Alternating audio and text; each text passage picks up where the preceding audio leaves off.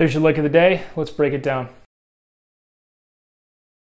So let's break this lick down. This lick is obviously very Joe Bonamassa style, both in the ascending part at the beginning, where we're going straight up the E minor pentatonic scale, picking every note. And then this part that he does, this little pattern he does at the top of the lick. Whenever you hear Joe Bonamassa do those really fast pentatonic runs, he uses that pattern a lot. Descends up, straight up, and then he does something like this. Something like that at the top. I didn't do that second pull off, but I did the first one. So really similar to Joe Bonamassa. That first part is tricky because we're picking every single note. That may be difficult for you. It's perfectly acceptable to just hammer on. The important part is to make sure the timing is perfect. It's better to just do hammer-ons with the timing perfect than pick every note and have the timing not perfect. So until you get the timing on the picking really good, just do the hammers, and that's perfectly acceptable. If you can nail that, this is still a fantastic sounding lick. So there's no shame in not picking every single note here. It's really tricky, but it's just alternate picking all the way up. Nothing tricky. It's just, again, it's difficult to pick every note. So at the top here, I pull off 14-12, and that's a fast 30-second note pull off. So it sounds like this.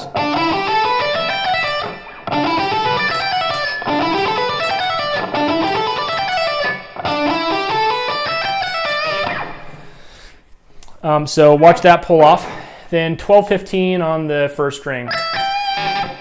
And then it's going to get really interesting in a second. So let me play the lick up to this point. It's like this.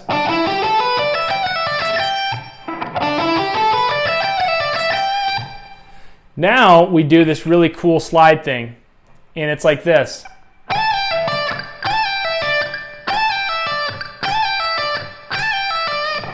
Just a slide back up to the 17 and back. This sounds awesome if you nail the timing right. If you keep it in that perfect 16th note timing all the way through, you're able to do that with the slide. This lick sounds great. If you don't do that well, it doesn't sound so good. So really watch that. You want to make sure you nail the timing on that perfect. So what I would recommend doing is that part right there where you're sliding up 15 to 17, sliding back and pulling off for the 12. I would recommend just practicing those 4 notes.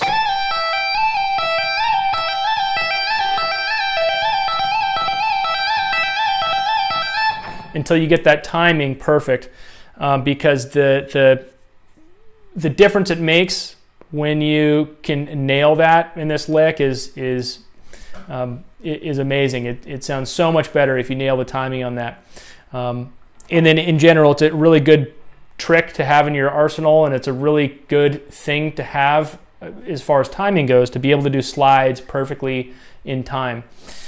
It's very easy when you throw slides and you have different techniques of pull-ons and slides and pull-offs and slides to maintain perfect timing all the way through. So a really good thing to practice.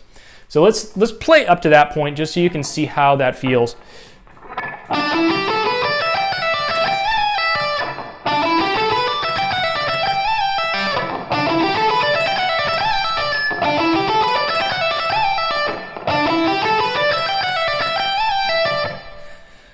So that's really the meat of the lick. The last part of the lick is really basic E minor pentatonic stuff. It's like this, the last bar.